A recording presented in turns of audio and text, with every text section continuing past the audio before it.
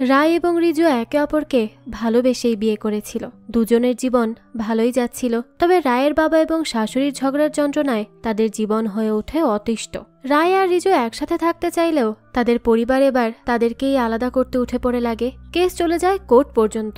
এবার তারা দুজন কি করবে, কিভাবে তাদের পরিবারকে সামলাবে, আর কিভাবেই বা তাদের সম্পর্ক ঠিক করবে, সেটাই দেখব আজকের গল্প বিবাহ অতঃপরে। শুরুতে আমরা একটা কাপলকে দেখতে পাই। তাদের নাম ছিল রিজু এবং রায়। রায়ের বাবা মিস্টার গৌতম দাস হঠাৎ করে তাদেরকে নিজের বাড়ি নিয়ে যেতে টানাটানি করছিল। মজার ব্যাপার হলো, কেন যেন তার নিজের মেয়েই তার সাথে যেতে চাইছে না, সেই সাথে তার মেয়ের জামাইও যাবে না। মেয়ের শ্বশুর বাড়ির সবাই তো বলছিল, কেন যাবে তারা আপনার বাড়ি, তারা এখানেই থাকবে। এইসব বললেই তো ঝগড়াঝাটি শুরু হয়ে যায়। কিন্তু দেখা যায় এটা তো স্বপ্নে দেখছিল রায় এবং রিজু। রায় বলে, ভোরের স্বপ্ন? তাহলে কি এই স্বপ্ন সত্যি হয়ে যাবে? আমরা দুজনেই তো বাবাকে দেখেছি। এই নিয়ে তারা বেশ চিন্তায় পড়ে যায়। দৃশ্য পরিবর্তন হয় আর আমরা মিস্টার গৌতমকে দেখি। তার আগে পিছে অনেক বডিগার্ড। তারা তার কথায় উঠে আর বসে। তার কি লাগবে না লাগবে বলার আগেই রেডি করে ফেলে। আচ্ছা, একটা কেস জিতবে বলে খুব মজা করেই বের হয়। এরপরই কোর্টে হাজির হয় মিসেস রনিতা আর তার ফ্যামিলি। মিসেস রনিতা জজকে বলে, আমার সংসারের সুখ শান্তি সব নষ্ট করে ফেলেছে এই লোক। জাজ এই কথা শুনে বলে, কিন্তু কিভাবে? রনিতার উকিল জানায়, 2 বছর আগে গৌতম দাসের মেয়ের সাথে আমার মক্কেল রনিতা মুখার্জির একমাত্র ছেলের বিয়ে হয়। আর তবে থেকেই দুই পরিবারের মধ্যে অশান্তি শুরু হয়। মূলত মেয়ের বাবার জন্য আমার মক্কেলের পরিবারের সবাই অশান্তিতে আছেন। তারা নিতান্তই ভদ্র ঘরের, তাই এতদিন সহ্য করে অবশেষে বিচ্ছেদ করবে বলে অ্যাপ্লাই করেছেন। জাজ বলে, আজব কথা তো, দুই পরিবারের মধ্যে বিচ্ছেদ করতে মামলা করা হলো, কিন্তু যাদের বিয়ে হয়েছে তারা কোথায়? তখনই দেখা যায় রিজু সিগন্যালে বসেছিল। আর এবার আমরা 2 বছর আগের একটা ঘটনা দেখতে পাই। একটা ক্লাবে আসে রিজু তার বন্ধুর সাথে কথা বলতে। তখন সেখানে খুব জোরে সাউন্ড দিয়ে ডান্স করছিল রায় সহ আরো কিছু ছেলে মেয়ে। রিজু তো এসবে খুবই বিরক্ত হয়ে যায় আর সেটা অফ করে দেয়, কিন্তু রায় আবারও সেটা অন করে। আর এখানেই তাদের মধ্যে একটা ছোটখাটো ঝগড়া হয়ে যায়। পরে বাইরে বেরিয়ে আসে রিজু আর তার বন্ধু, কারণ তাদের খুবই বিরক্ত লাগছিল। কিছুক্ষণ পরে মাতাল হয়ে বাইরে আসে রায়, আর তখন তাকে কিছু ছেলে বিরক্ত করছিল। রায় বারবার বলছিল তাকে ছেড়ে দিতে, কিন্তু ছেলেগুলো তো তার কোনো কথাই শুনছিল না। এই সব কিছু রাজুও খেয়াল করে, তাই এবার সে বাধ্য হয়ে এগিয়ে আসে আর তাদেরকে ভয় দেখিয়ে সেখান থেকে ভাগিয়ে দেয়। রায়ের পর ড্রাইভ করে যেতে চাইলে রিজু বলে, আপনি মাতাল হয়ে আছেন আর এই অবস্থায় গাড়ি চালানো একদমই সেফ না, তাই প্লিজ অপেক্ষা করুন বাড়ির কারো আসার জন্য, তারপর যাবেন। ঠিক ওই সময়ই রায়ের ফোনে কল করে গৌতম। রিজু তখন সেই কলটা রিসিভ করে আর বলে তার মেয়েকে এসে নিয়ে যেতে, কারণ সে এখন ড্রাইভ করার অবস্থায় নেই। কিছুক্ষণ পরই গৌতম সেখানে চলে আসে আর তার মেয়েকে দেখে বলে, আহা আমার প্রিন্সেস, তুমি মদ খাবে যখন তখন ড্রাইভার সাথে আনবে না। আমি তো বলেছি ইচ্ছে মতো মদ খেতে পারবে, কিন্তু সাবধান থাকতে সাথে ড্রাইভার নিবে। এই বলে গৌতম তার বিগড়ে যাওয়া মেয়েকে নিয়ে চলে যায়। আর গৌতমের এরকম বাজে কাজে সাপোর্ট দেখে রিজু তো হতভম্ব হয়ে যায় আর তার বন্ধুকে বলে, দেখলি কেমন বাবা, কিভাবে মেয়েকে সাপোর্ট করে গেল। ভাবতেই তো অবাক লাগছে যে এমন টাইপের বাবারও অস্তিত্ব আছে এই দুনিয়ায়। এরা বাচ্চাদের আসলে বিগড়ানো ছাড়া কিছুই পারবে না। এবার দৃশ্য চলে আসে 3 দিন পর। রায় তখন রিজুকে মেসেজ করে আর তাকে রিকোয়েস্ট করে দেখা করার জন্য। তার নাম্বারটাও সে কোনোভাবে নিয়ে নিয়েছে। আসলে সে তাকে সরাসরি একটা ধন্যবাদ জানাতে চায়, তাকে সেদিন ওভাবে সাহায্য করার জন্য। তো এতবার কল আর মেসেজ করাতে রিজু চলে আসে তার সাথে দেখা করতে। এরপরই রায় এসে বলে, আমি আসলে সেদিন খুব ড্রাঙ্ক ছিলাম। রিজু বলে, হ্যাঁ দেখেছি, আপনার উচিত নিজের প্রতি একটু খেয়াল রাখা। এভাবে চললে তো যে কোনো সময় যে কোনো বড় ধরনের বিপদ হতে পারে। রায় বলে, দেখুন আমার সেদিন ব্রেকআপ হয়ে গিয়েছিল, তাই আমার নিজের প্রতি কোনো কন্ট্রোল ছিল না। যাক, তো বাবা আপনার সাথে কথা বলবেন, প্লিজ বলুন। রিজু তখন কল রিসিভ করতেই গৌতম বলে, আমি আমার মেয়ের কাছে ব্ল্যাঙ্ক চেক দিয়েছি, তুমি তোমার ইচ্ছে মতো অ্যামাউন্ট বসিয়ে নিও। রায় তখন রিজুকে চেক দেওয়ার পর রিজু রায়কে বলে, আচ্ছা তো আমি কত টাকা লিখবো? রায় বলে, মানে? রিজু বলে, মানে আমার আসলে জানা নেই একটা মেয়ের সম্মান কত টাকা দিয়ে কেনা যায়, তাই আপনার বাবা যেহেতু আপনার সম্মান বাঁচানোর বদলে আমাকে টাকা দিবেন, তাহলে আপনার সম্মানের দামটা আগে আমায় জানতে হবে তো, তাই না? কারণ আমার কাছে মনে হয় একজন মেয়ের সম্মান অমূল্য, যা কোনো অঙ্কের মধ্যে সীমাবদ্ধ থাকার কথা নয়। আমি তো আপনাদের ক্লাসের নই, তাই এত হিসেব নিকেশও বুঝি না। আপনি আসল অঙ্ক জেনে সেটা বসিয়ে দিবেন, আমি চললাম। এই কথা বলে রিজু তো বিরক্ত হয়ে উঠে চলে যায় আর রায় রিজুকে দেখে বুঝতে পারে তার মধ্যে টাকা পয়সা নিয়ে বিন্দুমাত্র লোভ লালসা নেই। বর্তমানে জাজ এই কথা শুনে বলে, ও তাহলে প্রথমে প্রেম, তারপর বিয়ের 2 বছর। আচ্ছা, আমি কেস শেষ করে দিব জলদি, কোনো সমস্যা নেই, কিন্তু যাদের নিয়ে এই কেস তারা এখনো আসলো না কেন? কোথায় তারা? খামোখা সময়টা নষ্ট হচ্ছে তো। রিজুর বাবা তখন তার স্ত্রীকে বলে, সত্যিই তো, রাই আর রিজু কোথায়? এরা এত লেট করছে কেন? এদিকে রিজু আর রাই কোর্টে আসার সময় এটা প্রার্থনা করছিল যেন তাদের ফ্যামিলির মধ্যে ঝামেলাটা বেশি দূর না যায়, আর তাদের ফ্যামিলির মধ্যে বিচ্ছেদের তো প্রশ্নই আসে না। আসলে তো সমস্যাটা তাদের দুজনের নয়, বরং সমস্যাটা একমাত্র গৌতমের। তাই এরা একবারও চায় না নিজেদের সম্পর্ক খারাপ করতে, কিন্তু ফ্যামিলির জন্যই এসেছে আর কি। বাকি তাদের কি পরিকল্পনা তা তো আমরা পরেই জানতে পারবো। এবার দৃশ্য চলে যায় ফ্ল্যাশব্যাকে। একদিন রিজুকে তার বন্ধু এসে বলে প্রোটেকশন কিনে দিতে, কারণ তার নাকি লজ্জা করছে। রিজুকে এত রিকোয়েস্ট করার পর সে যায় সেটা কিনতে। তবে যেই ফার্মাসিতে রিজু যায় সেখানেই গৌতম ছিল, কারণ সেই প্রোটেকশনের কোম্পানি গৌতমেরই। রিজু তার সামনে সেটা কেনে আর কিছু এক্সট্রা পরামর্শও দিয়ে যায় যে কিভাবে এটার সেল বাড়ানো যায়। বর্তমানে জাজ বলে, বাহ, প্রোটেকশন কিনতে সোজা শ্বশুরের দোকানে? উকিল বলে, আসলে স্যার, তখন তো আর এরা জানতো না যে সে শ্বশুর হবে। রায় বলে, হ্যাঁ, আমরাও জানতাম না যে আমরা হাজবেন্ড ওয়াইফ হব। জাজ বলে, তাও হয়েছ? তাহলে এবার বলো কিভাবে হলো সবকিছু। ফ্ল্যাশব্যাকে দেখা যায় গৌতম রায়কে এসে বলে, কি হয়েছে আমার প্রিন্সেসের? ও বুঝেছি, মন খারাপ, কিন্তু আজ আবার কি হলো? আমার কাছে তো আমার প্রিন্সেস কিচ্ছু লুকায় না, সে তো আমাকে বেস্ট ফাদার বলে। তাহলে আচ্ছা শোনো, আমি ভেবেছি তোমার গাড়িটা বদলে নতুন একটা গাড়ি এনে দিব, কি বলো? তাহলে খুশি হবে? রায় বলে, বাবা, আমার এসব লাগবে না। গৌতম বলে, তাহলে চলো আমরা কোথাও ঘুরতে যাই। রায় বলে, না, আমি ঘুরতেও যাব না। গৌতম তখন তাকে বলতে থাকে, দেখো মা, তোমার মন খারাপ থাকলে আমারও মন খারাপ হয়ে যায়, সেটা কি তুমি ভুলে গিয়েছো? রায় বলে, বাবা, আমি আর তোমার সেই ছোট্ট প্রিন্সেস নই, প্লিজ একটু বোঝার চেষ্টা করো। আর এই যে সেই চেকটা নেয়নি। গৌতম বলে, নেয়নি? মুখের উপর ফেরত দিয়েছে। দাঁড়া, আমি এই ছেলের ব্যবস্থা করছি। এত বড় সাহস! রায় তখন বলে, বাবা প্লিজ, তুমি আর কিছু করবে না, এবার যা করার আমি করব। এরপর সকাল সকালই রায় চলে আসে রিজুর বাড়ি। এসেই তাদের খেতে দেখে সে নিজেও খেতে বসে পড়ে আর বলে, আমি হচ্ছি রিজুর বন্ধু। সে কি বলেনি আমার ব্যাপারে? সবাই তো শকড, আর রিজু তো নিজেও শকড যে হঠাৎ করে এই মেয়ে এইসব বলছে কেন। রিজুর ফ্যামিলিও তো কিছু বুঝে উঠতে পারে না। রিজুর মা রনিতা জিজ্ঞেস করে, কে তুমি? আর রিজুর কোন ধরনের বন্ধু শুনি? রায় বলে, আমরা এমনি বন্ধু। রনিতা বলে, তোমার বাড়িতে কে কে আছেন? রায় জানায়, আমি আর আমার বাবা, আর কেউ না। ছোটবেলায় মা মারা যান, তাই মায়ের কোনো স্মৃতিও আমার মনে নেই, আমার বাবাই আমার সবকিছু। রিজু তখন বলে, ভেতরে আসুন, আমার কথা আছে। রায়ও সেখানে যায়। রিজু তখন বলতে থাকে, আপনি কি চান? আবারও কি আরেকটা চেক দিতে এসেছেন? রায় বলে, আরে না, এখন অন্য কিছু করব। এরপর রায় বাইরে এসে সবাইকে বলে, আমার একটা ঘোষণা আছে, আমি রিজুকে বিয়ে করতে চাই। এ কথা শুনে তো সবাই অবাক। তারপরে রায় বাড়ি চলে আসে আর তার বাবাকে বলে, বাবা, আমি সব কিছু ফিক্স করে এসেছি। গৌতম জিজ্ঞেস করে, তো কোন মডেল কিনবে? রায় বলে, মডেল? কিসের মডেল? গৌতম বলে, কেন, গাড়ির? তুমি তো গাড়িই কিনতে চাইছো নাকি? রায় বলে, না বাবা, আমি একটা ছেলের সাথে আমার বিয়ে ঠিক করে এসেছি, আমি বিয়ে করতে চলেছি। গৌতম বলে, কি বললে? বিয়ে মানে কি তোমার কথার? রায় বলে, বাবা, একদম চিন্তা করো না, আমার ছেলেকে পছন্দ হয়েছে, সেই সাথে তার ফ্যামিলিকেও বুঝিয়ে এসেছি। তাদের ফ্যামিলি সত্যিই খুব ভালো, আমার তার ফ্যামিলিকে অনেক অনেক পছন্দ হয়েছে। আমি তোমার কাজও কমিয়ে এসেছি বাবা, এখন বাকিটা তুমি দেখে নাও, আমি তো পোস্ট করতে গেলাম। গৌতম বলে, বাহ, সে ফ্যামিলির সবার ব্যাপারে বলল, সবাই ভালো, কিন্তু যাকে বিয়ে করবে তার ব্যাপারেই কিছু বলল না। বাহ, এই মেয়েকে আর কি বলবো আমি। এদিকে রিজুকে তার মা বাবা ধরেছে যে কেন তাদেরকে সে নিজের মুখে বিয়ের কথা বলল না, কেন একটা মেয়ে এসে বিয়ের প্রস্তাব দিবে। রিজু তখন বলে, আরে তোমরা আগে আমার কথাটা তো শুনবে, তোমরা তো আমাকে কিছু বলারই সুযোগ দিচ্ছ না। রনিতা বলে, কি শুনবো? হ্যাঁ, কি শোনার আর বাকি আছে বল?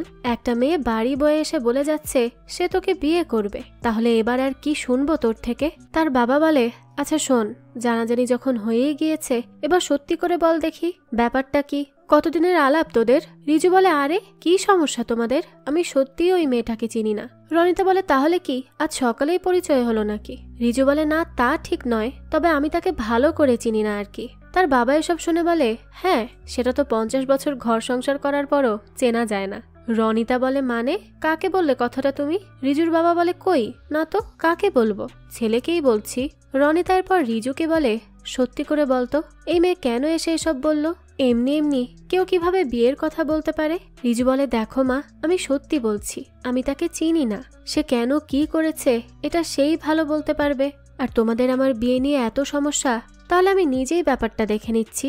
রিজু তো এবার রেগে মেগে সেখান থেকে চলে আসে সোজা রায়ের বাড়ি। সে এখানে আসে তো রেগে মেগে, কিন্তু দেখে রায় তার জন্মদিন পালন করছে, তাও কিছু অনাথ বস্তিতে থাকা বাচ্চাদের নিয়ে। আর সেই বাচ্চাগুলোকে খুব ভালোবাসে।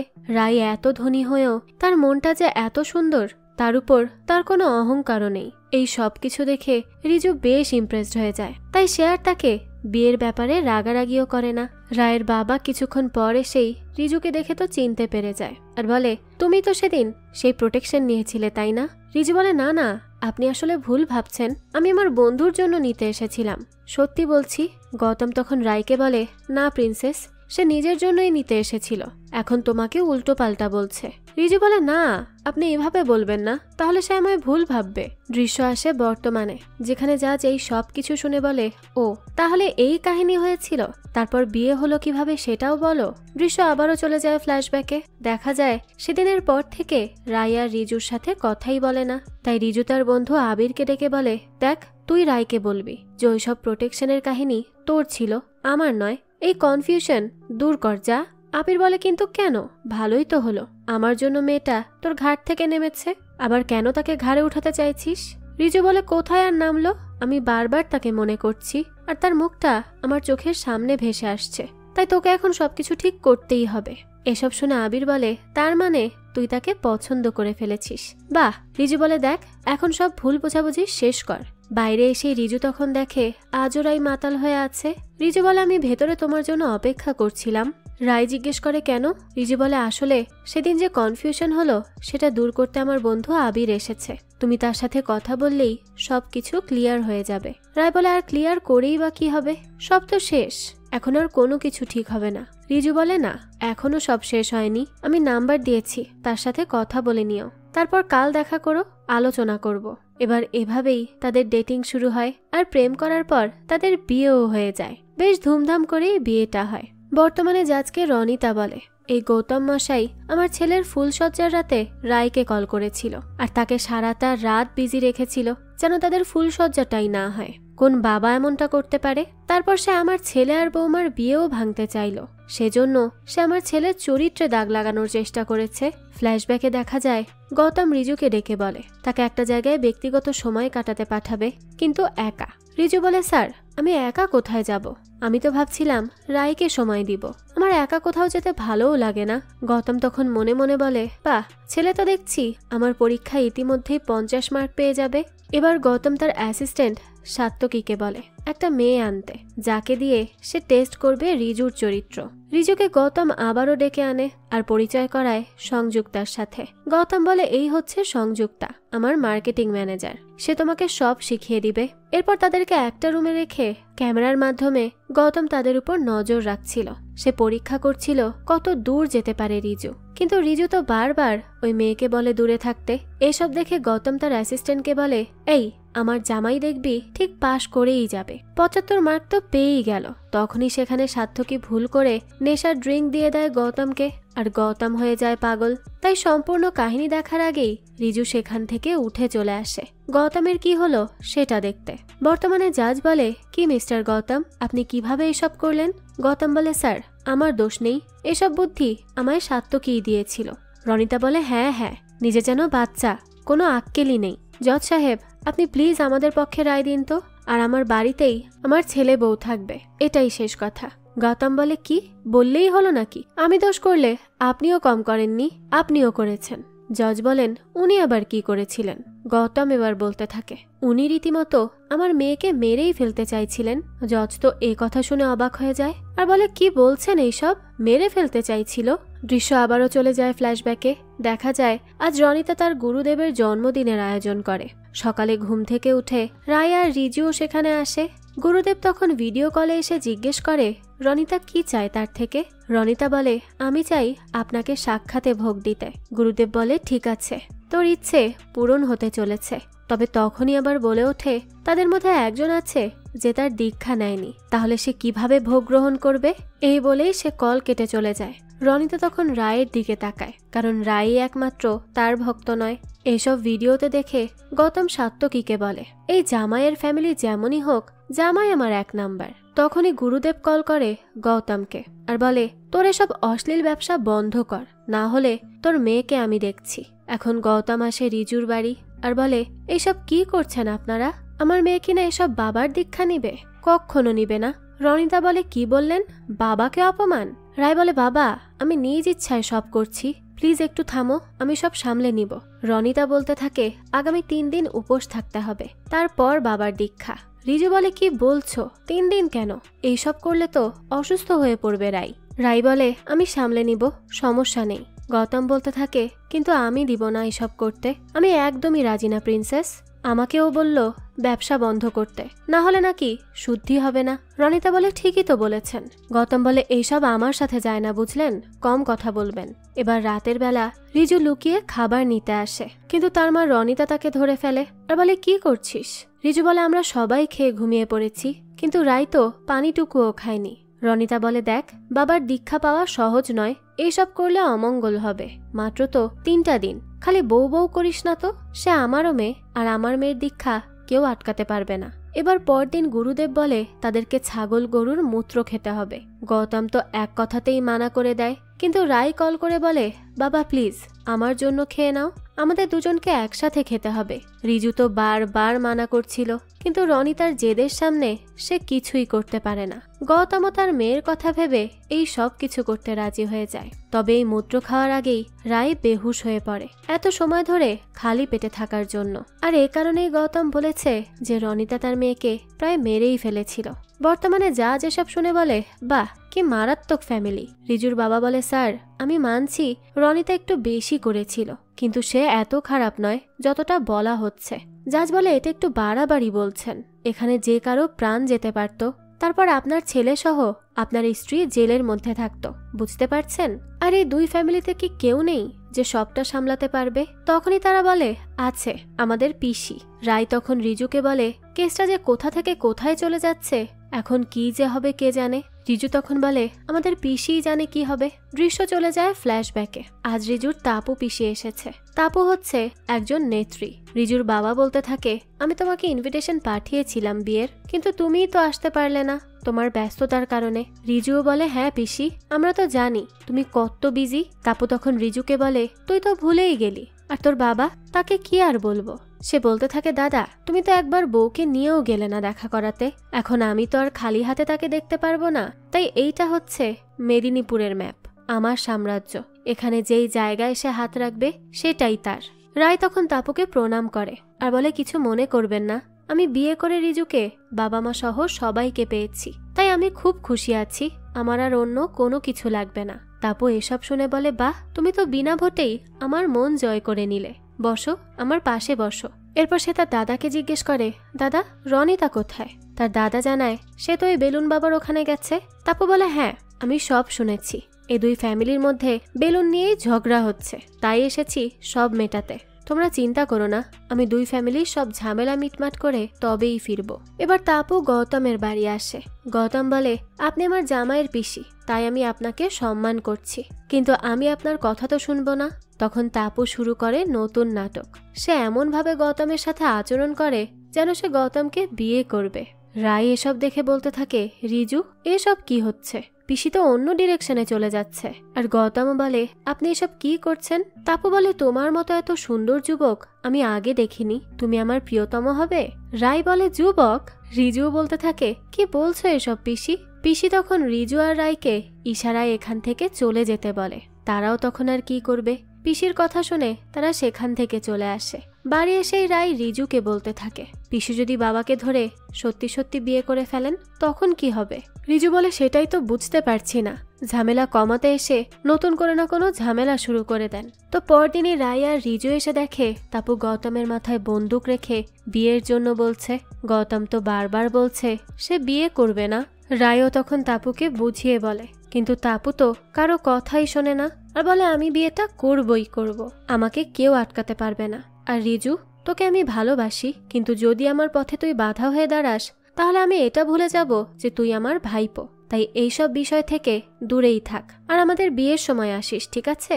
তারাও তো তখন আর কিচ্ছু বলতে পারে না। পরদিন বিয়ের সময় রায় আর রিজু আগে থেকে রেজিস্ট্রারকে ভয় দেখিয়ে সেখান থেকে ভাগিয়ে দেয়, আর তাপু তো গৌতমকে জোর জবরদস্তি করে বিয়ের সাজে সাজায়। এরপর রায় এবং রিজুকে বলে, নিশ্চিত তোরা নতুন কোনো ফোন দিয়েটে এসেছিস, তাই না? রিজু বলে, না তো, আমরা আবার কি করব, আমরা তো কবে থেকে বিয়ের জন্য অপেক্ষা করছি। রায় বলে, হ্যাঁ, আমিও বাবার বিয়ের জন্য অপেক্ষা করছি। গৌতম বেচারা কাঁদো কাঁদো হয়ে বলে, কি বললে, বাবার বিয়ের জন্য অপেক্ষা? আমি এ কি সমস্যাতে পড়লাম? কে বাঁচাবে আমায় এখন এখান থেকে? তাপু বলে, তোমরা যাই করো না কেন, বিয়ে তো যে কোনো ভাবেই হোক হবে। তখনই একজন এসে বলে, ম্যাডাম, রেজিস্ট্রারের খোঁজ পাওয়া যাচ্ছে না। রায় তখন বলতে থাকে, পিসি, এইভাবে সময় গেলে তুমি তো লগ্নভ্রষ্টা হয়ে যাবে, তাই বিয়েটা থামিয়ে দাও, বুঝলে? তাপু বলে, আমি সব বুঝি, আমার জন্য লগ্ন অপেক্ষা করবে, আর আমার বিয়েতে আমিই রেজিস্টার হব, আমিই মন্ত্র পড়াবো, তাই চুপ থেকে সবকিছু দেখে যাও। এবার তাপু গৌতমকে বলে সিঁদুর পরাতে। রায় তো তার বাবার এত খারাপ অবস্থা দেখে সেখানেই বেহুশ হয়ে যায়, তাই তাকে দ্রুত হসপিটালে নিতে বলে রিজু। কিন্তু এই তাপু বলে, আমার বিয়ে হওয়ার আগে এখান থেকে কেউ কোথাও যেতে পারবে না। রিজু তো তখন খুবই রেগে যায় আর বলে, তুমি কি করছো বলো তো পিসি? কাউকে যেতে দিবে না আর জোর জবরদস্তি করে বিয়ের নামে ক্রাইম করবে? এইভাবে কি বিয়ে হয় নাকি? এসব পাগলামি বন্ধ করো বলছি। আমার স্ত্রী অসুস্থ, তাকে আগে সুস্থ করতে হবে। তাপু বলে, তোকে তো রায় জোর করেই বিয়ে করেছে, তুই তো করতে চাসনি, তাহলে এখন এসব কথা কেন বলছিস? রিজু বলে, না, পরে আমরা ভালোবেসেই বিয়ে করেছি, জোর করে কখনো ভালোবাসা হয় না, জোর করে বিয়ে করলেও তাই কোনো লাভ হবে না। তারপর তার পিসি তাকে গাড়ির চাবিটা দিয়ে দেয় আর বলে, ঠিক আছে যা, আমি কমিশনারকে বলবো যেন কোনো সিগনালে তোদেরকে না আটকায়। রিজিও তখন তার পিসিকে সরি বলে, কারণ সে রাগের মাথায় তার পিসিকে অনেক উল্টো পাল্টা বলে ফেলেছে। আসলে পিসি তো এই সবকিছু গৌতমদেরকে শিক্ষা দেওয়ার জন্য করছিল, কারণ তার ধারণা ছিল যে রায় আর গৌতম মিলে রিজুকে দিয়ে জোর করে সব করিয়েছে। তবে রিজু যেহেতু এখন তাকে ভালোবাসে এই কথা জেনে সে আর কিচ্ছু বলে না। তখন গৌতম বলে, যাক, বেঁচে গেলাম, এই কাহিনী তাহলে এখন ক্লোজ। তাপু তখন আবারও মজা করে বলে, কিসের ক্লোজ? এখনো অন আছে তোমার ভালোবাসার আশায়। গৌতম তখন বলে, আমি বলছি আমি বিয়ে করব না মানে কখনোই করব না। বর্তমানে জাজ এইসব শুনে বলে, আমি কি বলবো, আমার তো মাথায় কিছুই আসছে না, সবকিছু গুলিয়ে যাচ্ছে। তখন রিজু আর রায় বলে, স্যার, এইভাবে যদি দুই ফ্যামিলিতে ঝগড়া লেগেই থাকে তাহলে আমরা নিজেদের সময় কিভাবে পাবো বলুন তো? তাই প্লিজ একটা ব্যবস্থা করে দিন, এই সবকিছুর একটা সমাধান করুন। জাজ তখন নিজের সিদ্ধান্ত শোনাতেই যাবে, ঠিক তখনই বেল বেজে ওঠে আর তাদেরকে পরবর্তী শুনানিতে আসতে বলা হয়। তারপর আর কি, সেখান থেকে সবাই চলে আসে। বাড়ি এসে গৌতম সাত্তকীকে বলে হোলির যত রং আছে সব কিনতে। সাত্তকীও বলে, ওকে স্যার, কিন্তু আপনি কার সাথে হোলি খেলবেন বলুন তো? মানে ম্যাডামের শ্বশুর বাড়িতে তো আপনার কোনো এন্ট্রি নেই। তাহলে? গৌতম বলে, আমার নাম গৌতম দাশগুপ্ত। ওই বাড়ির সামনে চীনের প্রাচীর তুলে দিলেও আমার আর আমার প্রিন্সেসের হোলি খেলা কেউ আটকাতে পারবে না, আর তুমি আমাদের ভিডিও করবে, আমি এটা বিয়ানের নাকের ডগায় রেখে দেখাবো, তখন সে দেখবে আর রাগে ফুলবে, কিছু বলতেও পারবে না। এদিকে রায়কে অলি বলছিল, বৌদি চলো আমরা হোলি উৎসব করি। রায় বলে, না, আমার ইচ্ছে নেই। রিজু তখন বলে, হ্যাঁ, তুই ফ্যামিলিতে এত সমস্যা, আর তার মাঝে হোলি খেলতে গেলে কিছু যদি গড়বড় হয়ে যায় তাহলে তো কেস আরো খারাপ দিকে যাবে, তাই এসব এখন না করাটাই ভালো হয়। অলি বলে, কিচ্ছু হবে না, কারণ সেখানে তো আর বৌদির বাবা আসবে না। এই কথা শুনে তো রায় একটু কষ্টই পায়, কিন্তু সে কিচ্ছু বলে না। তবে রিজু তো তাকে দেখে বুঝে যায় যে রায় কষ্ট পেয়েছে, তাই সে তাকে বলতে থাকে, অলি আসলে অন্য কিছু মিন করতে চায়নি, তাই প্লিজ কষ্ট পেও না। অলিও তখন ব্যাপারটা বোঝে আর সরি বলে। রায় বলে, আমি জানি তুমি আমায় কোনো কিছু কষ্ট দিতে বলনি, আসলে এত ঝামেলা চলছে যে আমরা সবাই খুব ডিস্টার্বড হয়ে আছি। অলি বলে, হ্যাঁ, তাই তো আমাদের হোলি উদযাপন করা উচিত, এতে করে সবারই একটু রিফ্রেশ লাগবে। রিজু তখন বলতে থাকে, রাই, একটা আইডিয়া আছে, হোলি তো মিলনের উৎসব, তাই না? তাহলে এই সুযোগে যদি তোমার বাবা আর আমার মায়ের মধ্যে ভাব হয়ে যেত তাহলে তো আর আমাদেরকে কোর্ট কেস পর্যন্ত যেতে হয় না। এই কথা শুনে রাই বলে, সেটা কি আদৌ সম্ভব হবে? তারা তো একে অপরকে সহ্যই করতে পারে না। এদিকে রিজুর বাবা এসে রনিতাকে বলে, হোলির দিন যদি একটু সব ভুলে উদযাপন করা যেত তাহলে কতই না ভালো হতো। রনিতা বলে, আমি তো ভেবেছিলাম জাজ আমাদের রায় দিয়ে দিবেন আর আমরা কেস জিতে যাব, এরপর বেশ আনন্দ করে হোলি উদযাপন করব, কিন্তু কিছুই তো হলো না। রিজুর বাবা বলে, হোলির দিন তো বড় শত্রুকেও বন্ধু করা হয়, তাহলে আমাদের বেয়ানের কি একটা চান্স পাওয়া উচিত না? রনিতা তো এ কথা শুনেই তাকে ধমক দেয় আর বলে চুপ থাকো, আমরা হোলি উদযাপন করব আর তাকে দেখিয়ে দেখিয়ে করব, তাকে তো জ্বালাতে হবে তাই না? এরপর দেখা যায় আবিরা কল করে রিজুকে আর বলে আয় চলে আয়, আমরা হোলির সবকিছু রেডি করেছি, খুব মজা হবে। রায় বলে না না, আমরা হোলি খেলবো না। রিজু বলতে থাকে এই আমরা খেলতে পারবো না, মন ভালো না রে কারো। অলি এসেও তখন বলে প্লিজ চলো না, অনেক মজা হবে। রায় বলে না আমি খেলবো না, ভালো লাগছে না। আবির বলতে থাকে আচ্ছা রাই, আঙ্কেলের জন্য মন খারাপ তো ঠিক আছে, আমরা এখানে হোলি খেলার পর আঙ্কেলের বাড়ি গিয়ে একইভাবে খেলবো, তাহলে ঠিক আছে তো? অলিও তখন বলে হ্যাঁ হ্যাঁ, এখন তো রাজি হয়ে যাও প্লিজ। এদিকে রিজুর বাবা আসে গৌতমের বাড়ি। গৌতম তাকে দেখে অবাক হয় আর বলে কি ব্যাপার বেআইন, আপনার মুখ এমন কেন, তাও হোলির দিনে? নাকি কেস হারবেন বলে ভয়ে মুখ বন্ধ রাখছেন? কোনটা? রিজুর বাবা বলে হ্যাঁ সে ভয় তো আছেই, কারণ আমার বউ আর আপনি এই দুজনের একজনও 1 ইঞ্চি জায়গা ছাড়লেন না, তাই তো কেসটা এত দূর আসলো, না হলে তো এত ঝামেলা কখনোই হতো না। কিন্তু আমি আজ রনিতাকে বললাম হোলির দিন শত্রু ও বন্ধু হয়, তাহলে আমরাও একটু সবাই মিলে একসাথে মজা করলে কেমন হয়? কিন্তু সে তো এতটুক বলার পরই গৌতম বলে কিন্তু কি বেআইন রাজি হলেন না তাই তো? আচ্ছা নিন ড্রিঙ্ক করুন আর চিল করুন তো। এদিকে আবির রনিতাকে বলে কাকু কোথায়? রনিতা জানায় তার কথা আর বলো না, হবে হয়তো কোথাও পাড়া বেড়াতে গেছে। গৌতম তখন রিজুর বাবাকে বলে আমি ভেবেছিলাম আমার বন্ধু নেই, কিন্তু এত কিছু হওয়ার পরও আপনি আমার কথা মনে রেখেছেন, এটাই তো আমার জন্য অনেক কিছু। তাই আমি তো দেখছি আমারও এখন বন্ধু আছে, নিন নিন 1 গ্লাস খেয়ে নিন। এদিকে রনিতাও ভাং খেয়ে বলে তোমরা আমাদের হোলির সব ছবি ভিডিও পোস্ট করবে ঠিক আছে, আমরা ওনাকে দেখাবো আমরা কি কি পারি। এদিকে রিজুকে কল করে গৌতম আর বলে জামাই আমরা আসছি, সবাই একসাথে হোলি সেলিব্রেট করব।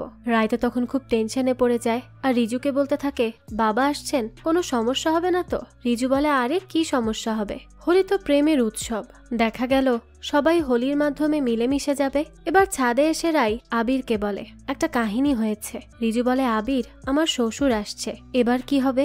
আবির বলে কি হবে, সবাই একসাথে হোলি খেলবো, ভালোই তো হবে, মজা হবে খুব। রাই বলে না আসলে মা বাবা একসাথে আসলে তো যে কোনো সময় যে কোনো কিছু হতে পারে, সেটা নিয়ে একটু চিন্তা হচ্ছিল। রিজু বলতে থাকে ব্যাপারটা এখন এমন যেটা একসাথে হলেই জায়গাটাই না রণক্ষেত্র হয়ে যায়। রাই বলে হ্যাঁ কিছু একটা করো প্লিজ। তখনই সেখানে ড্রিঙ্ক করতে করতে হাজির হয় গৌতম। যেহেতু গৌতম আর রনিতা দুজনই নেশায় ছিল, তাই তারা কিছুক্ষণ খুব সুন্দর করেই কথা বলে আর হোলিটা উদযাপন করে। রাই আর রিজুও তো এসব দেখে খুব খুশি হয়ে যায়, তারা একটু টেনশন ফ্রিও হয়। কিন্তু হঠাৎ করে রনিতা গৌতমকে এক থাপ্পড় দিয়ে সেখান থেকে চলে যায়। আর এইভাবে অপমানিত হয়ে গৌতম আর কিচ্ছু বলে না, চুপচাপ সেখান থেকে বেরিয়ে যায়। রায় তো এতদিন সব কিছু সহ্য করেছে, কিন্তু এইটা তো একটু বেশি অতিরিক্ত হয়ে যায়। সে তো এসব আর সহ্য করবে না, তাই সে এবার নিজের ব্যাগপত্র গুছাতে শুরু করে এখান থেকে চলে যাওয়ার জন্য। কারণ তার বাবাকে যেখানে এইভাবে অপমানিত করা হয়েছে সেখানে সে আর থাকতে পারে না। রিজু বলতে থাকে এসব কি করছো, কোথায় যাবে তুমি? রায় বলে কেন, আমার বাবার কাছে ফিরে যাব। অনেক হয়েছে রিজু, আর না। রিজু বলে কি বলছো, আমরা তো ঠিক করেছিলাম 2 পরিবারের সমস্যা সমাধান করে এক হব। তাহলে? রায় বলে তার মানে এই না যে আমার বাবার সম্মান ত্যাগ করে এই সব কিছু হবে। তাই প্লিজ আমাকে আর আটকাবে না, আমি আর এক মুহূর্তও এখানে থাকবো না যেখানে আমার বাবার এত অপমান করা হয়। রিজু বলে দেখো এটা বেশি করছো, আমি মানছি যা হয়েছে একদমই ঠিক হয়নি, কিন্তু তাই বলে চলে যাবে কেন? এটা তো কোনো সমাধান হতে পারে না, আমি কথা বলছি মায়ের সাথে। রায় তখন জিজ্ঞেস করে কি বলবে শুনি? এভাবে 2 নৌকায় পা দিয়ে চলা যায় না রিজু। রিজু বলে আমি 2 নৌকায় পা দিয়ে আছি, আমি চেষ্টা করছি 2 পরিবারকে এক করতে। রায় বলে তাতে কি হয়েছে ফলাফল? দুজনের মধ্যে কেউই হ্যাপি না, এইভাবে কিচ্ছু হয় না রিজু। রিজু বলে দেখো আমি মায়ের সাথে কথা বলছি, সেই সময়টুকু তো দাও। রায় তখন বলে এখন বলবে? এটা অনেক আগে বলা উচিত ছিল, অনেক দেরি হয়ে গেছে, এইভাবে কোনো সম্পর্ক টানা যায় না। আমি এই বাড়িতে অনেক হ্যাপি ছিলাম। রিজু বলে ছিলাম বলছো কেন, আমরা হ্যাপি থাকবো তো। রায় বলে দেখো যেই মানুষটা তার সর্বস্ব দিয়ে আমার পাশে ছিল, আমাকে এত বছর আগলে রেখেছে, কখনো কোনো সমস্যাতে আমার হাত ছাড়েনি, সেই মানুষের অপমান আমি কিভাবে সহ্য করব? আমি পারবো না রিজু, অনেক চেষ্টা করেছি, অনেক অ্যাডজাস্ট করেছি, আমার দ্বারা আর হবে না। এ কথা বলেই রাই চলে যায় সেখান থেকে। বাড়ি গিয়েই রাই খাওয়া দাওয়াও ঠিক মতো করে না, সে খুবই মিস করে সবাইকে। রিজুরও তো একই অবস্থা। এই 2 পরিবারের জন্য 2 ভালোবাসার মানুষের এই সব কষ্ট সহ্য করতে হচ্ছে। এবার রিজুকে তার বাবা বলে, তোর মাও চায় না তোরা আলাদা থাক, আজ ফাইনাল হিয়ারিং, তাই নিজেদের সম্পর্কে লড়াই ছাড়বি না, নিজেদের সম্পর্কটা নষ্ট করিস না। এরপরই তারা সবাই কোর্টে চলে আসে, কিন্তু সেখানে রায় ছিল না, তাই তাকে না পেয়ে রিজু সাথে সাথে কল করে, কিন্তু রায় তো তার কলই রিসিভ করে না। এরপর দেখা যায় গৌতমের উকিল বলে, আজকের রায় আমার ক্লায়েন্টের পক্ষেই আসবে স্যার। জাজ বলে, এত কনফিডেন্ট, এর কারণ কি শুনি? উকিল বলে, কারণ আমার ক্লায়েন্টকে থাপ্পড় মেরেছেন মিসেস রনিতা। গৌতম তখন বলতে থাকে, আপনি এসব কথা এখানে না বললেই ভালো হবে। জাজ বলে, আপনি চুপ থাকুন আর আপনার উকিলকে বলতে দিন। উকিল বলে, স্যার, মিসেস রনিতার হিংস্রতাই প্রমাণ করে যে আজ পর্যন্ত দুই পরিবারের যত সমস্যা হয়েছে তার মূলেই আছেন তিনি, তাই আদালতের রায় যেন আমার ক্লায়েন্টের পক্ষেই থাকে এইটা আশা করব। রনিতা তখন বলে, আসলে সেদিন আবির খেলা হচ্ছিল, গৌতমবাবু আসলেন, আমরা শরবত খেলাম, কিন্তু তারপর কি যে হলো আমার আর কিচ্ছু মনে নেই, তাই বললাম এইসব কথা না তুলতে। জাজ আগে যা শুনেছেন তার ভিত্তিতেই রায় দিবেন। তখনই সেখানে রায় চলে আসে আর বলে, আমিই বলেছি উকিলকে এসব বলতে, ভেবেছিলাম আমি এখানেও আসবো না, কিন্তু আমি এখন নিজেই চাই না এদের সাথে থাকতে, তাই এসেছি। এই সব কিছুর যাতে শেষ হয় সেটারই আশা করছি। রিজু তখন বলে, আমি চাই এখনো আমাদের দুই ফ্যামিলি একসাথে থাকুক। গৌতম বলে, হ্যাঁ, আমিও জামাই আর প্রিন্সেসকে আলাদা থাকতে দিব না। জাজ বলে, আরে এসব কি হচ্ছে, হঠাৎ করে কোথা থেকে কেসটা আবারও ঘুরে গেল? এভাবে কি কিছু হয়? আমি রায় জানাবো কিভাবে? আপনারা যদি আমাকে বারবার এভাবে কনফিউজড করেন। রিজুর বাবা বলে, আপনি এক কাজ করুন, আপনি আমাদের দলে চলে আসুন, সবাই মিলে খুব শক্ত একটা আন্দোলন করতে পারবো। রিজু বলে, কিসের আন্দোলন? এটা আমাদের কেস, আমাদের প্রায়োরিটি। রায় বলে, হ্যাঁ, আমারও প্রায়োরিটি, তোমরা কেস বন্ধ করলেও আমি চালাবো, আমার বাবার সম্মান আমার কাছে অনেক দামি। রনিতা বলে, রাই, এভাবে কেন বলছিস? আমি তো তোর মাই, তাই না? আমি তোকে জন্ম দেইনি বলে কি মা হতে পারবো না?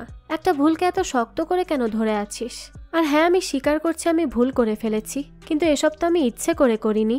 রিজু বলতে থাকে, রাই দেখো, আমরা যা চেয়েছিলাম তাই হচ্ছে, এবার চলো বাড়ি গিয়ে আমরা সবটা ঠিক করে ফেলি, সব তো একদম আমাদের পক্ষে আছে এখন, প্লিজ রাই। জাজ বলে, এখানে কি হচ্ছে কেউ কি বলবে? রিজু বলে, আমরা কেউই এই কেস চাই না, প্লিজ কেসটা বন্ধ করে দিন, আমি নিশ্চিত রাই আমার কথা বুঝতে পারবে। রাই বলে, না স্যার, আমি কেসটা লড়বো, আমার বাবার সম্মানের জন্য লড়বো। আমি এতদিন চেয়েছি দুই পরিবার এক করে থাকবো, কিন্তু এখন আর সেটা চাই না। আমি জিতলেও এটাতে আমার হারই থাকবে, কিন্তু অন্তত আমার বাবার জিততে হবে। আর মা, আমাকে ক্ষমা করে দিও, তুমিও মেয়ে, তোমার সাথে এমন হলে আমার মনে হয় তুমিও আমার মতো কাজ করতে। যা যেসব দেখে বলে, আচ্ছা, কাল আপনারা ভেবে চিনতে আমাকে জানাবেন কি চান, আপনাদের হাতে 24 ঘন্টা সময় আছে। এবার রিজু রায়কে মেসেজে বলে সে মারা যাবে। রায় তো এ কথা শুনে তাড়াহুড়ো করে তাকে খুঁজে এসে দেখে সে মাতাল হয়ে গাড়িতে বসে আছে। রায় বলে, এসব কি? রিজু বলতে থাকে, আমার বউ আমাকে ছেড়ে গিয়েছে, তাই ভেবেছিলাম আমি মরে যাব, আগে একটু ড্রিঙ্ক করে নেই, পরে গিয়ে কবে খাবো তা তো জানি না। রায় বলে, হয়েছে, অনেক হয়েছে, এবার নিচে আসো। রিজু নিচে এসে বলে, প্লিজ রায়, ফিরে আসো, আমাদের ভালোবাসা তো একই আছে, তাই না? রায় বলে, আমি বলেছি এখন পরিস্থিতি অন্য, আর এসব সম্ভব নয়। রিজু বলে, ভালোবাসা তো একই আছে, না হলে তুমি আমার মেসেজ পেয়ে এইভাবে আসতে নাকি? রায় বলে, আমি তোমাকে বাঁচাতে এসেছিলাম। রায় তখন আর তার কথা শোনে না আর সেখান থেকে চলে যায়। এবার দেখা যায় দুই ফ্যামিলির সবাই বসে আছে ঘরে। তারা তখন একারাই ভাবছিল যে কিভাবে রায়কে মানাবে। রনিতা বলে, কে জানতো কেসের ফল এমন হবে? গৌতম বলে, আগে ভাবলেন না, এখন ভেবে কি লাভ? রনিতা বলে, আপনি মনে হয় কেস করেননি। গৌতম বলে, হ্যাঁ তাই তো, আমিও মানছি সেটা ভুল সিদ্ধান্ত ছিল। রিজু তখন বলে, মা, এসব তোমাদের মিথ্যা ইগোর ফল, আমি আর রায় 2 বছর চেষ্টা করেছি তোমাদেরকে এক করতে, এখন আমি ক্লান্ত। এবার পরদিনই কোর্টে এসে রায় বলে সে পরবর্তীতে ডিভোর্স নিয়ে আরেকটা কেস করবে, আর এই কথাগুলো বলতে গিয়েই রায় বেহুশ হয়ে যায়। সবাই তখন কোর্ট থেকে বাড়ি চলে আসে, প্রত্যেকেই তো চিন্তায় ছিল। রনিতা বলে, আমাদের বাচ্চাদের কথা ভেবে হলেও সমস্যাটা আগেই সমাধান করা উচিত ছিল, আমাদেরই ভুল। রিজু বলে, মা, এখন অনেক দেরি হয়ে গেছে। এর মধ্যেই ডাক্তার এসে জানায় যে রায় প্রেগনেন্ট। সবাই তো মহা খুশি। রিজু তখন রায়কে বুঝিয়ে বলে যে তাকে যেন সেকেন্ড চান্সটা দেয় রায়, তাহলে সে তার জন্য তাকে ভালো রাখার জন্য সবকিছু করবে, তাকে অভিযোগ করার আর কোনো সুযোগই দেবে না। রায়ও তখন রিজুকে সব ভুলে মাফ করে দেয় আর তার সাথে থাকার জন্য রাজিও হয়ে যায়। রিজু এবার বাইরে এসে তার ফ্যামিলিকে জানায় সে সিদ্ধান্ত নিয়েছে আলাদা হবে। রনিতা আর গৌতম তো এতে খুব কষ্ট পায়, কিভাবে তাদের আটকাতে পারে তারা কিছুই বুঝতে পারছিল না। যাওয়ার সময় রনিতা রায়কে কিছু খাবার দেয় আর বাইরে কিছু না খেতে বলে, আর সে যেহেতু প্রেগনেন্ট তাই তার খেয়াল রাখতে বলে। এবার তারা যাওয়ার সময় গৌতম রায়কে বলে আলাদা হয়ে সব পাবে, কিন্তু বাবা মা আর ফ্যামিলির আদরটা পাবে না। ঠিক আছে, তোমরা যা সিদ্ধান্ত নিয়েছো, আমি কি আর বলবো। রায় আর রিজু যাওয়ার কিছুক্ষণ পর আবারও রায় ফিরে এসে রনিতাকে জড়িয়ে ধরে আর বলে, মা আমি কোথাও যাব না তোমাকে ছেড়ে, আমাকে তুমি আটকালে না কেন? রনিতা তখন বলে, কোন মুখে বলতাম যাস না, আমি এত অন্যায় করেছি। রায় বলে, তুমি মা আর তোমার রাইটস আছে আমাদের বোঝানোর, বউকে শাসন করার। আমি বিয়ের পর মা পেয়েছি, তাহলে আমি কেন তাকে ছাড়বো? ছাড়ার হলে তো কবেই ছেড়ে দিতাম। 2 বছর কি ফাইট করতাম। এবার তো সবাই রিজুকে বকাবকি করে যে সে তাকে যাওয়ার জন্য কেন বলল। রিজু বলে, ও এখন সব আমার দোষ, তোমরা এক হয়ে গিয়ে আমায় ভিলেন করে দিলে। রনিতা বলে, তোরই তো দোষ, তুই আমার মেয়েকে আলাদা করার কথা বলেছিলি। গৌতম তখন রিজুর পক্ষে বলে, না, আমার জামাই পরিস্থিতির চাপে পড়ে বলেছে, সে তো নাম্বার 1 জামাই, তার কোনো তুলনাই হয় না। এবার তাদের 2 পরিবারের মধ্যেও মিল হয়ে যায়, সবাই এখন অনেক বেশি হ্যাপি ছিল। আর এরই সাথে এই গল্পটারও এখানেই শেষ হয়। আসলে পরিবারের মধ্যে অনেক সময় অনেক ধরনের জটিলতা আসতে পারে, কিন্তু সেই জন্য সবকিছু ছেড়ে দিলে হবে না, নিজেদের মতো করে সেটা সলভ করার চেষ্টা করতে হবে। একসাথে মিলেমিশে থাকার জন্য স্যাক্রিফাইস করতে হবে, তাহলেই না গড়ে উঠবে একটা সুন্দর ফ্যামিলি। যাক, এই তো ছিল আজকের গল্প। এই গল্পটা আপনাদের কাছে কেমন লেগেছে সেটা অবশ্যই আমাদেরকে কমেন্ট করে জানাবেন। যদি এতটুকুও ভালো লেগে থাকে তাহলে একটি লাইক দিয়ে যাবেন। আর হ্যাঁ, আমাদের এই চ্যানেলে কিন্তু প্রতিনিয়তই নতুন নতুন ভিডিও আপলোড করা হয়, সেই সব ভিডিওর আপডেট পেতে আমাদের চ্যানেলটিকে সাবস্ক্রাইব করে বেল আইকনে অল দিয়ে রাখতে কিন্তু ভুলবেন না। আর একটা কথা, আমাদের সকল ভিডিওর আপডেট পেতে জয়েন করতে পারেন আমাদের হোয়াটসঅ্যাপ চ্যানেলে, লিংক ডেসক্রিপশন বক্সেই দেয়া আছে। আজকে তাহলে এই পর্যন্তই, আবারও হাজির হব নতুন কোনো ভিডিও নিয়ে। সেই পর্যন্ত সবাই ভালো থাকবেন আর আমাদের চ্যানেলের সাথেই থাকবেন। ধন্যবাদ।